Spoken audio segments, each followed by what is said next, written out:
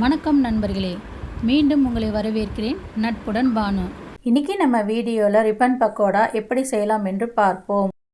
ஒரு பவுலில் 1 கப் பச்சரிசி மாவு, 1/2 கப் பொட்டுக்கடலை மாவு, 2 மாவையும் சலிச்சு சேர்த்திருக்கேன். 1/2 ஸ்பூன் மிளகாய்த்தூள், தேவையான அளவு உப்பு, 1/4 ஸ்பூன் பெருங்காயத்தூள் மிக்ஸ் பண்ணிக்கலாம்.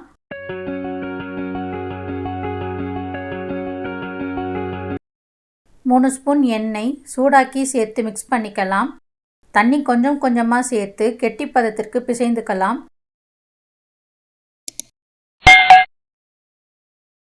கையில் ஒட்டாமல் சாஃப்டாக இருக்கணும். இப்போ முறுக்கு பிழிகிற அச்சில் எண்ணெய் அப்ளை பண்ணி மாவை சேர்த்துக்கலாம்.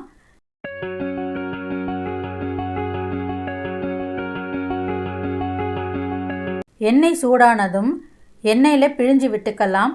ஹை ஃப்ளேம் மீடியம் ஃப்ளேமில் மாற்றி மாற்றி சுட்டு எடுத்துக்கலாம்.